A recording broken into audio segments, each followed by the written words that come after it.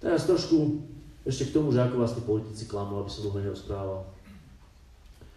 Tu v tomto regióne, v okrese, ale aj v priľahlých oblastiach veľa Rusnákov žije, ja neviem, nejaké Ukrajinci, aj Rusi možno. Je to tu taká iná skladba obyvateľstva, ako povedzme v Bystrici. A asi nikto z vás si neželal vojnu s Ruskom, však? Je tu niekto, kto si želal vojnu s Ruskom? Nemyslím s Pavlom Ruskom, ale ako s Ruskou federáciou. Asi nikto. A teraz si zoberte, že naša strana ako jediná v parlamente vystúpila proti vyslaniu slovenských vojakov na ruské hranice. Ako jediná.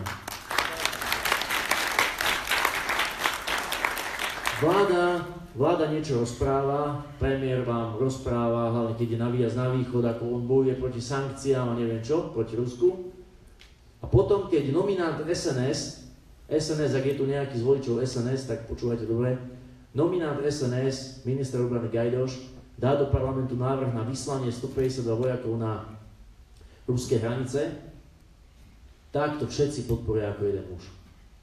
A keď my tam vystúpime s tým, že nejde o žiadnu mierovú misiu, ale o čistú provokáciu a následne, ja som člen Branno-bezpečnostného výboru parlamentu, následne sa minister Gajdoš v debate vo výbore prizná, že áno, pán poslanec, ide o vytvorenie tzv. Síl odstrašenia, hej, to znamená čisto agresívny spolok proti Rusom, tak všetky vládne strany, aj s podporou opozičných, iba my sme boli proti a Kolárovci sa asi zdržali, nie? Ale všetky hlasovali za.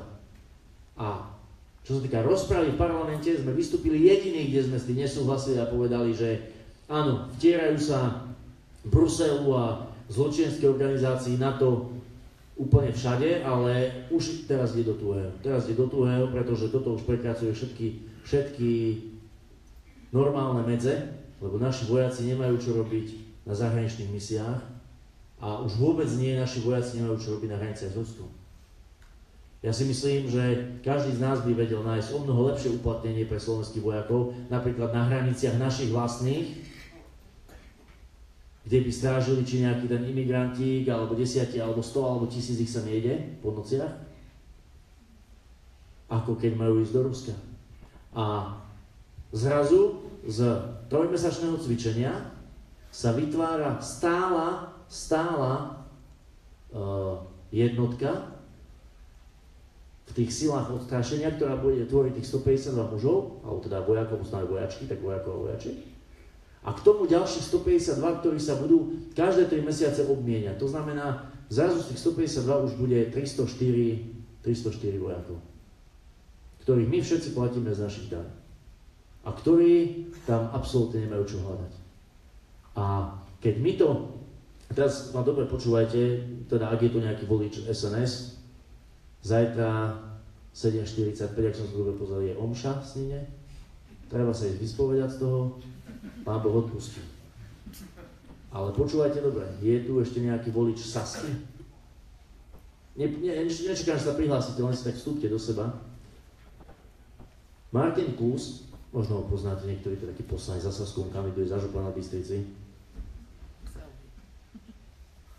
Na našu debatu, keď sme rozprávali viacerí ako poslanci, že teda je to čistá provokácia na tej hranice, tak vystúpil, viete, s takou myšlienkou hodnou génia, že či my vieme, koľko majú na tých hraniciach vojakov Rusi. Ako, povedzte mi, ako sa dá s takýmto človekom potom debatovať.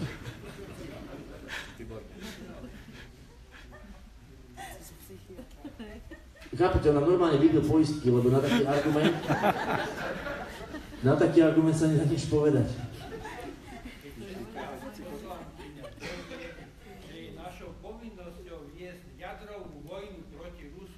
No, keď ste začali s tým jadrom, tak ja potom k tomu ešte sa dostanem k tým rečom o EU, jadra a neviem čo.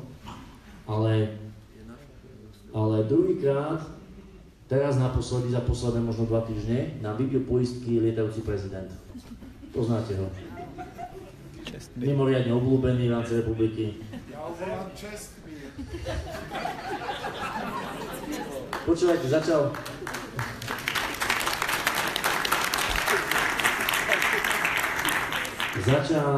počas správy o stave republiky rozprávať o riešení cigánskej otázky a začal takým štýlom, že sme sa tak s kolegami sa pozreli a hovoríme si, Mr. President nám chce zobrať volebný program. Ale potom sme ho vypočuli do konca a zistili sme, že sa nič také závažné neudialo. Začal s tým, že je najvyšší čas, aby štát zbúral cigánske osady. To nie je možné. To nie je možné, keby som to povedal, ja tak na kapina už klopku, kukláči, všetko riadne, ma tu ťahajú cez vás, cez sedadla.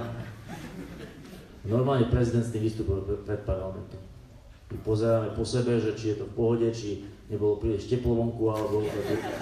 Fakt naozaj, lebo on to normálne tam povedal, nájdete si to, je to na zázname. Fakt, naozaj, čestné slovo. A potom to prišlo. Lebo keď sa nebude dariť im, nebude sa dariť nám a do roku 2020 môžeme postaviť nové, seriózne, slušné obydlia za 450 miliónov eur. Tak sme si povedali, nesklamal. A potom bolo nám teplo, lebo tie peniaze to sa len my zase poskladáme. No a vidíte to potom keď jednoducho to tam musíte počúvať, tak my z tej Bratislavy chodíme úplne na šrot, lebo to je tam ťažká skúška sebaovládania. Ťažká skúška sebaovládania. Ja som presvedčený, že keby sa ľudia z nejakej fabriky, ako je v Hnúšti, kde musia počúvať Korečanov, ako ich tam proste drtia a ženy musia nosiť červené pásky na rukávoch a neviem čo, keby videli ten chliev v tom parlamente, tak ja neviem. Podľa mňa by to tam nejakým spôsobom proste reštartli, nazveme to tak.